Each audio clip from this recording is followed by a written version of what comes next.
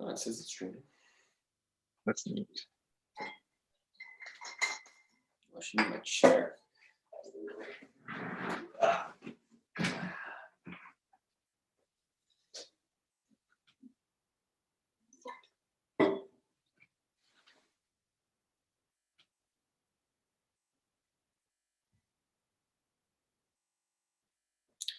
Cool. I think if we're streaming, Jay, we can start letting people in. Good to go.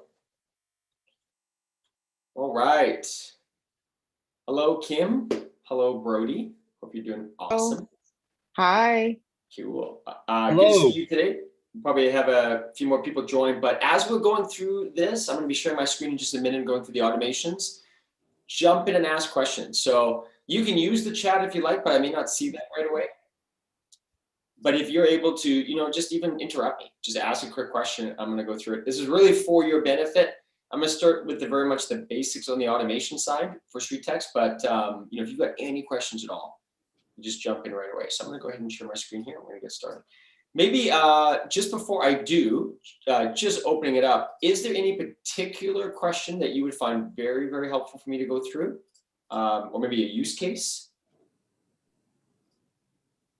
Basically, it's just the tags and automations. Okay, cool. Anything for you, Brody?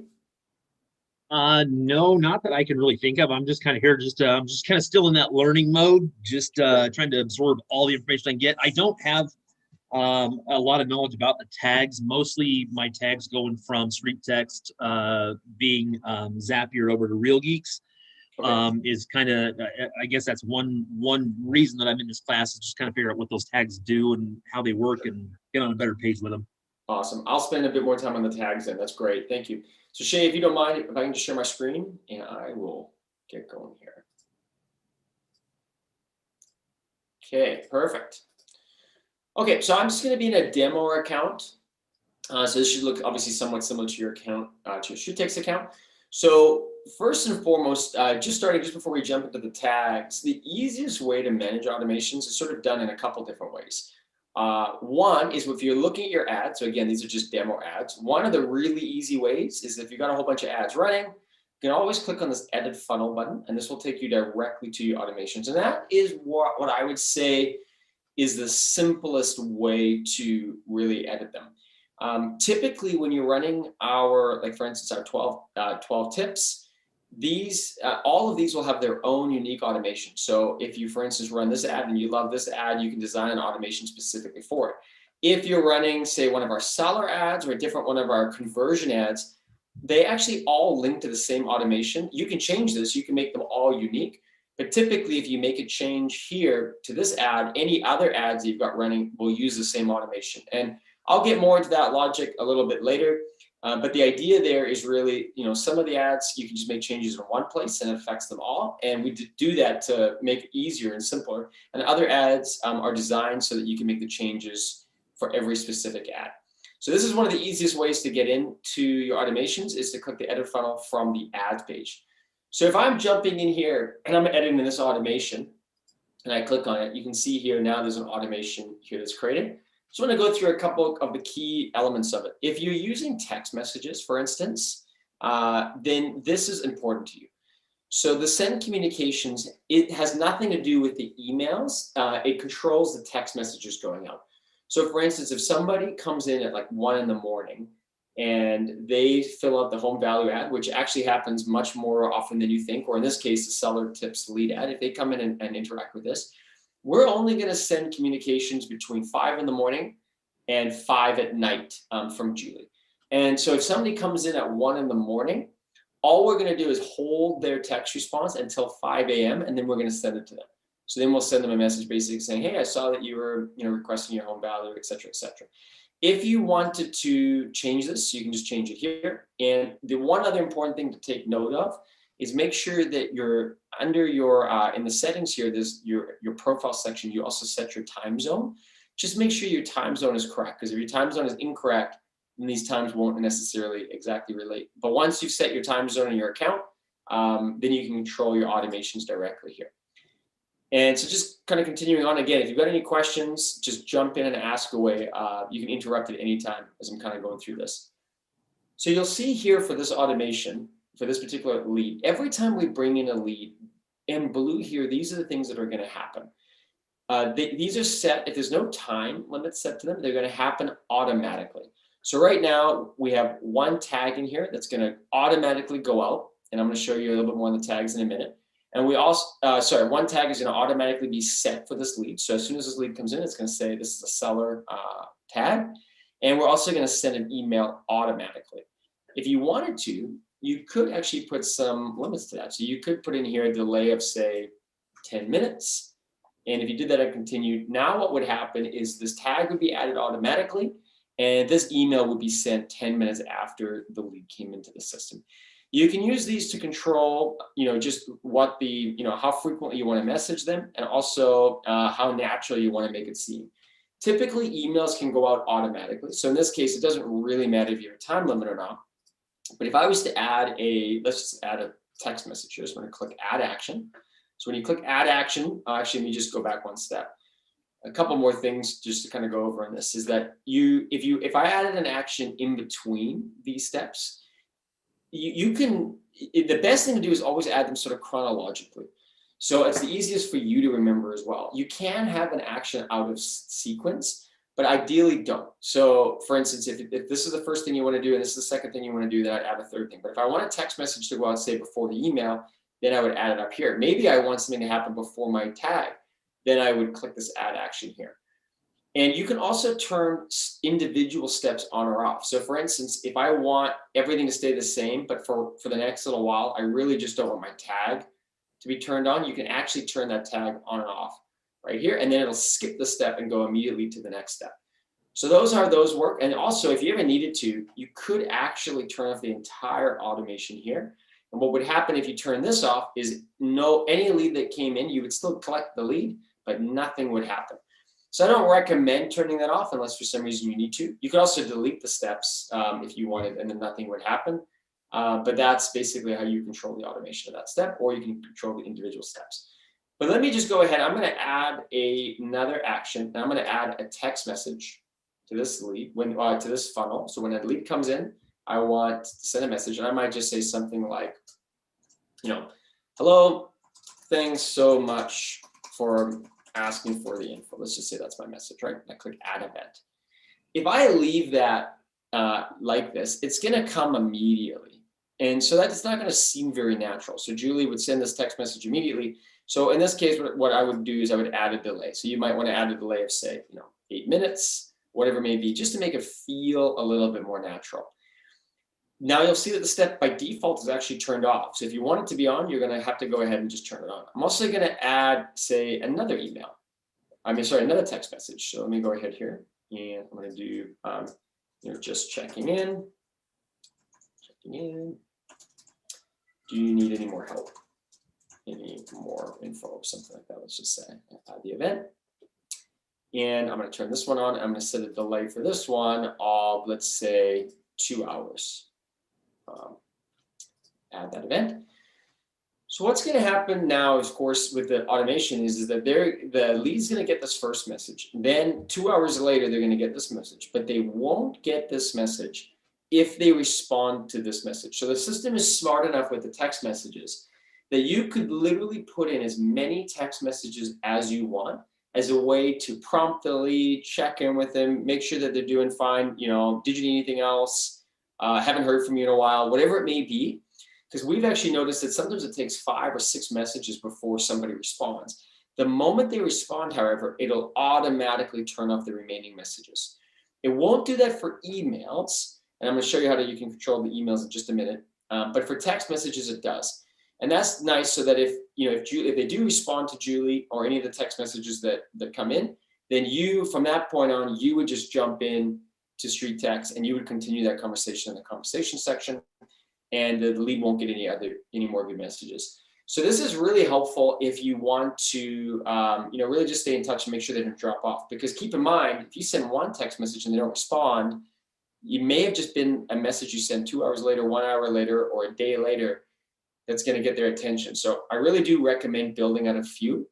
You could even, something that you can do is like a little tip right now is you might even want to have like a Google document And you can even just put in, say, the delays you like, and maybe what you would want to say. And you can always copy and paste and build these up super fast. Like if I wanted to say, have 4 or 5 messages I want to use all the time, if I had that on a Google Doc, I would literally just come in, read my Google Doc, and just say, I want to send another text message.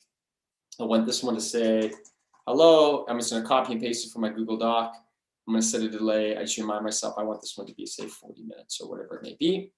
And there we go. Here's the message. Now, keep in mind in this particular case, if I did that, it's actually going to go to this message first. Oh, no, sorry. Pardon me. It'll actually run afterwards. So this one's going to be 2 hours, and this one's going to be 40 minutes. Just got myself slightly confused there for a second. I'll have to double check that. But I'm pretty sure this message would then go right before this other one here. So I'll have to double check that. I slightly got myself confused. But yeah, so then just moving on. If you wanted to create another email, then I would just go in here and I would create an email. And for the emails, they work very much the same, except that you've got a couple choices. So if I want to send an email, if I've previously had any emails that I've used, you can always select one of your emails. Again, if you've named them in the past, let's say, day 38, day 31, it's really, really easy if you're building another automation again, you can copy and paste it. So let's say I want my day 10 email, I select it, click add event, and now I have my day 10 email and I can set my delay. Let's just say I want that one to be for 10 days.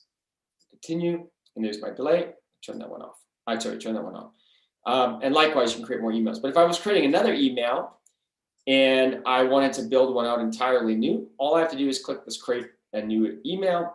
I type in my email here that I want it to be. So let's just say test, click add event. And now let's see that the new email has been created. I'm going to go ahead and just put in a delay of, let's say, 11 days. It continues. I got my delay. But now when I click on this, so I actually click on my email that I named test. If I click on it, actually, I probably have to turn this on first here. It should just open up. If not, I'm just going to hit refresh it really quick. Scroll down. There's my email. If I click on it here, you'll see now I can edit it. So now I can put in my subject line, hello. I can drop in my signature if I have a signature that's a default here. Put all of that in. I'm going to go ahead and hit save. You can also test that email directly first. So you can test it. You can hit save email.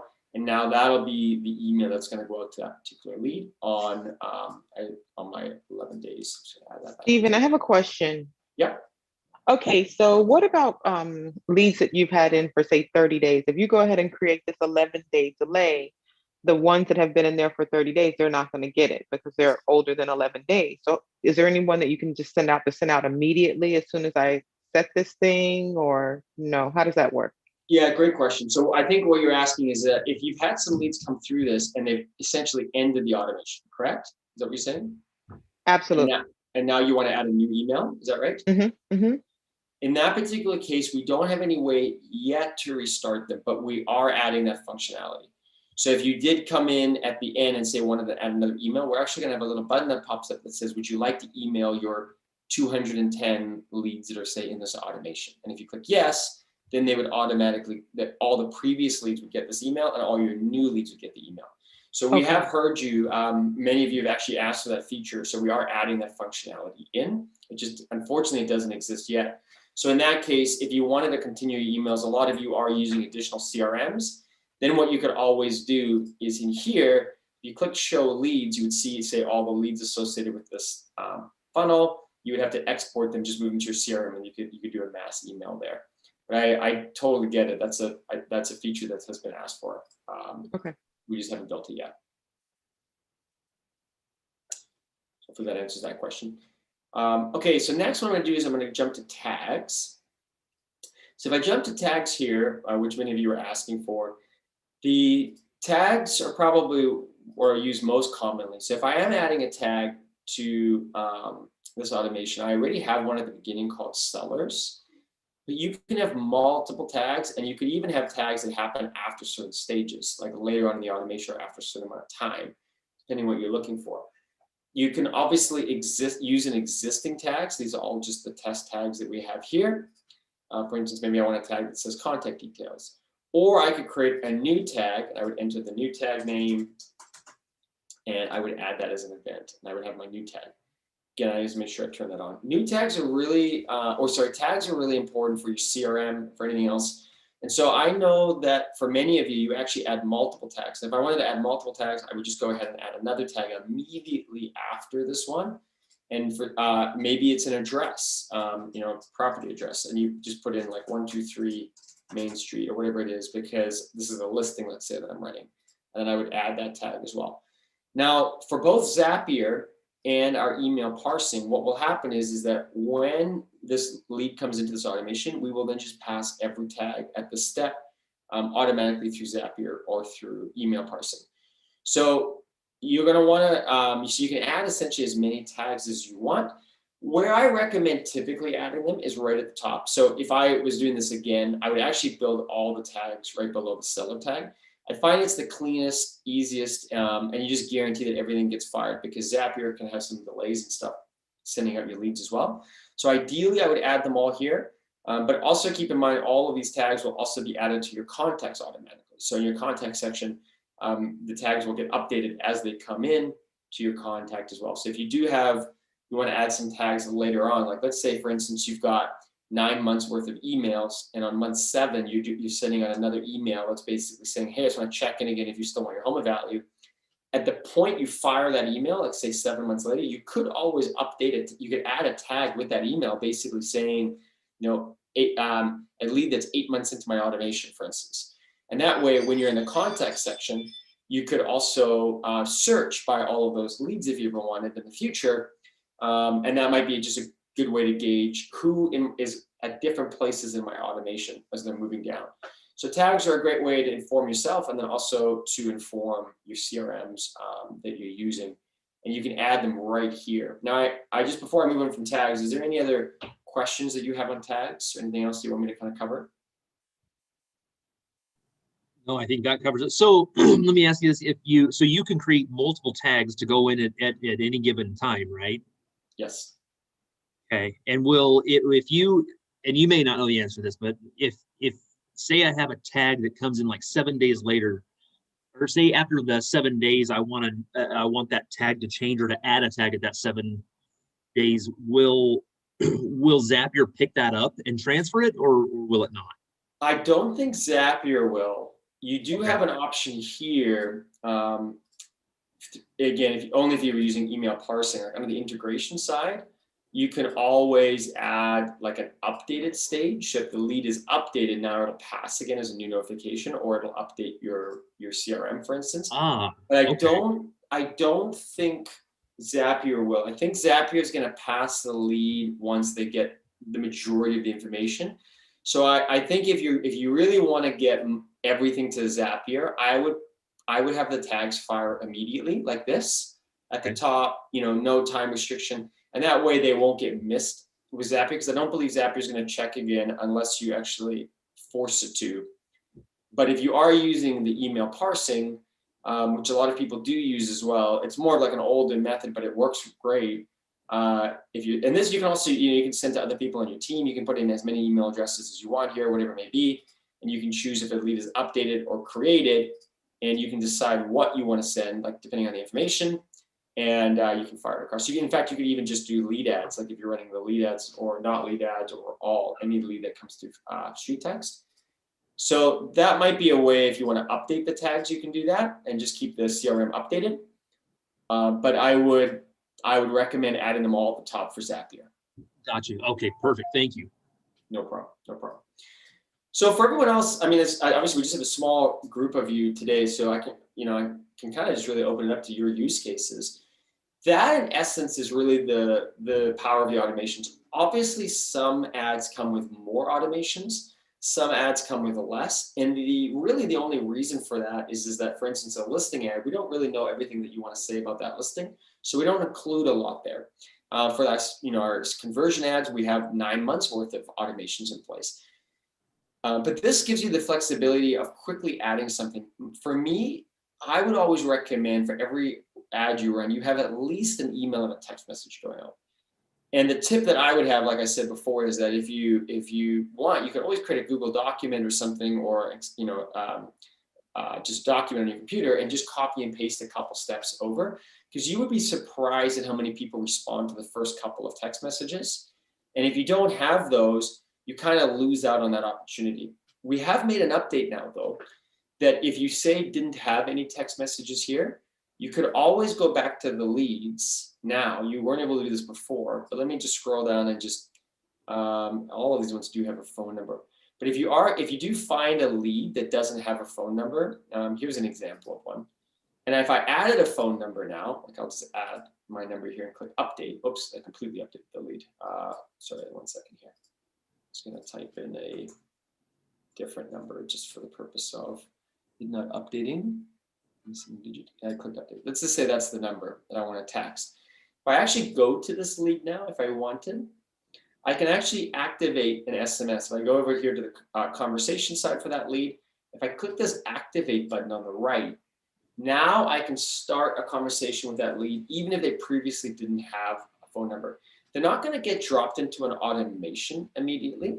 But if I click activate, I could send now a one-off message to them if I missed the opportunity from them earlier. Because what sometimes happens is people create a new ad, they don't have any automations in place, they bring in a few leads, now they add a few automations, but they have maybe 4 or 5 leads that they previously didn't message. And so that works the same, even if you had a phone number, but you never had them in an automation, you can do the same thing. You just click on the lead, you can come into here, click on a conversation, click activate. If they previously weren't in an automation, now you can message them. And if they respond, of course, it'll carry over here, but it'll also carry over in the conversations tab as well. So that's a great way to get a conversation started. And again, that's just by adding a couple text messages or emails to your automation. So that's what I would always recommend. Just at least have a couple. And if you have previous emails that you've saved, then you can always, again, when you're creating the email, you can just basically go down, select that previous email you had, or modify an existing one. You can save that here. So I think for the most part, that covers really everything in the automations. What I can do is I can confirm again on the steps exactly in terms of sequence, because that's something I just want to double check myself. But other than that, that's pretty much the automations in a nutshell. Any other questions? And I can dive into anything else that you'd be curious on in the system as well. I think the answer, I actually just watching you move through some stuff showed me some new things that I didn't know. So I appreciate that. Oh, awesome. Glad that was helpful. Hopefully that answers your questions, Kim and Richard, as well. And again, if I can also even show anything else on the other side. A couple of things maybe I'll just show that are worth noting. If you are in the context section, you can kind of look at these as buckets. So something, I don't know if you know how to use these or not, but let's just say I was searching for leads that had a specific tag associated with them. So for instance, if I have a certain tag and I want it to be, problems with so many of these ones here. Let me try, let's see if I got a buyer one here. If I click buyer, hopefully we've tagged a couple buyers. If not, they might not be anybody here. But if I click search, okay, here's all my tags that are buyer. So I have all my buyer tags here. I can actually save this.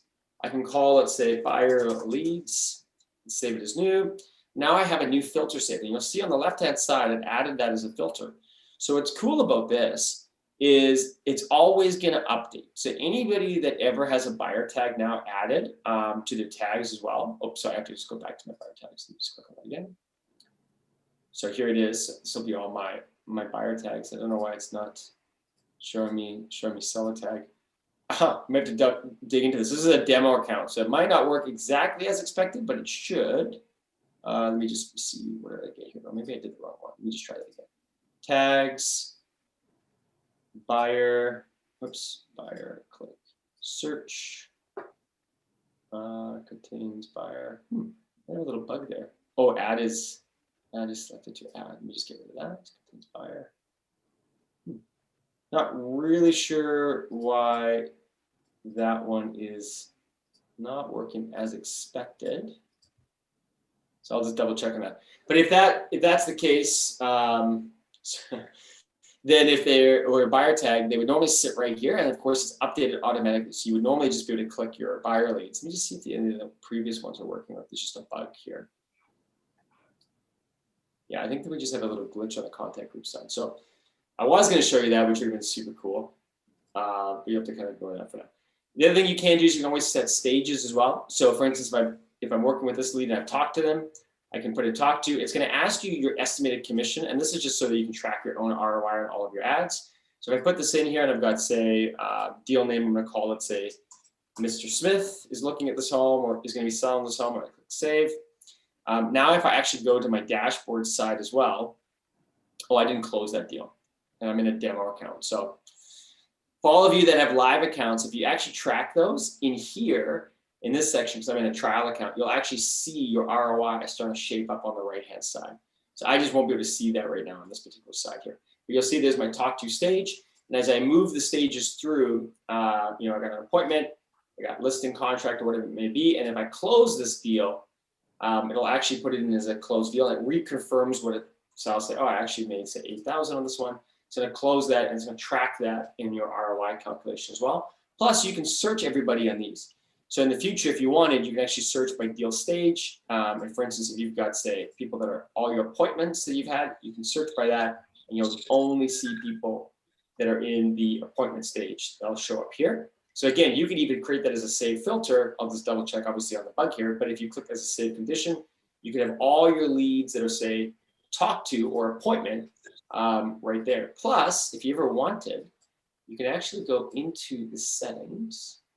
If you click on, say, pipelines right here, you can edit. This real estate pipeline is always the default one. If you click edit on this, you can actually change or add to those stages. So if you wanted to, say, have a different step in here, you could add, it's going to move zoom out of the way here. You could add another stage. Maybe we want to call this one, say, sent bomb video or whatever, right? You add this. You want it here. You can even select a color. So I want that blue. Keep moving zoom out of the way. Get some away here, and then you can actually even drag these steps. So say that I want to make that my second step. There it is there. And so what will happen now is when I save my pipeline, now when I go to the context section, I will have this as a new option for all of my leads. And so this is a good way of just building out, say, these steps that you might want for every lead, especially if you're working with an ISA or somebody that's calling your leads. You can obviously set all the different colors, everything else that you want for these as well. And then again, you can search for all of your contacts based on these different stages. So you could work, for instance, if this is the bomb video stage, you can search for everybody here. And likewise, if they're only talked to, or if there's nothing, you can search if it does not contain any of these stages. You can see all the leads that are not going to hit any of this criteria as well. So, Stephen, can you go back and show me where you got, how you got into this? Mm-hmm. Yep. So if I click on settings up here, I should have saved. Hopefully, I saved one of those steps. If I click on pipelines, Got it. Hover over this, you're going to click on edit. And here, I'm going to see, I didn't save my steps though. I didn't save my pipeline steps. So let's just say bomb video. So I click save pipeline here. And then if I change a color, we should refresh this. Let's make sure it's saved perfect. Yeah, there's my bomb video. You can see that now. And let's click save pipeline again. Now, of course, if I go to the contact section, I could actually select bomb video as now one of my options, right? When I'm moving through my different stages. Got it. So that's a helpful way just to kind of build out your process for every one of your leads. Yeah, so that's should be a helpful little tip there as well. Kind of follow your leads. So I think that's kind of everything we should probably cover today, just around the automation side. Obviously, tags being the biggest. So I think that's pretty much everything. Of course, you can also see, I mean, just as another tip, I'm sure you use this, but your source ad, you can always view this too. So if you're ever curious exactly which ad your lead came through, you have the ad ID number. So if you're on the ads page, you can always copy and paste that number against your, which if I have it right now, but if I say run on my ads, I'll show that to you in a second. You can do that. Or if you see nothing come in like this, it means it was organic. This can happen sometimes if you're testing yourself, or if maybe you share it, didn't come through an ad, you can sometimes see it being blank. But in this case, I can see, yeah, I'll see every one of my ads. In this case, if we delete the ad or you delete the ad, you'll sometimes won't see the image. But other than that, you'll always be able to see what your ad was, and then you can see the these are the ad IDs as well. So if you ever needed to look at it, you can always search, do a Control F, one of your ads, and you can see like this one here, Control, oops. If I copied that, I can, of course, find it here as well. So that's just showing which ad that's basically coming through. Of course, you can see all the leads, you can update your spend, and you can edit the funnel directly on that. For the view link, that just takes you right to the landing page, or if you wanted to view your ad on Facebook, you click this button and you'll view your ad on Facebook. Also, a helpful thing I saw in the insider group that a lot of people don't know, if you ever need to hide your ad, so for instance, this is just go to an old one. If I don't want this ad here anymore, I can actually click this little box here, and I can archive this ad. And if I click confirm, this ad will disappear the next time you're on this page. And up top here, you can actually scroll through your filters. So I can view archived ads, inactive, active, or all my ads as well. So a couple more little tips there as you sort of navigate your account, keep it clean and organized. Yeah, great. Well, I'll open it up if there's any other final questions. Other than that, I actually do. I don't know if everyone else wants to leave. I'll stay behind. I need some help on the tags. Okay. Because I had sync before, so I know we were able to just put all the tags in like a bucket, so to say, and we can pick out. But it seems like with this one, it seems like I have to create a tag for each funnel, I guess. And it's kind of confusing, so I don't want to hold everybody, so I'll wait until you're done. Sure. Well, what I'll do is... Good. I was going to wait. I was going to listen to your... Oh, go ahead. Oh, I think you just... Oh, I was just going to say, I'm good. I'm going to listen to her questions because I'm just learning as I go. So, no, I'm good. I'm going to hang out. Cool. So, Shay, if you want, Shay's just on this call as well. I mean, you can either stop the recording or you can continue. It's up to you. But what I'll do is, let me just jump into that. So, Kim,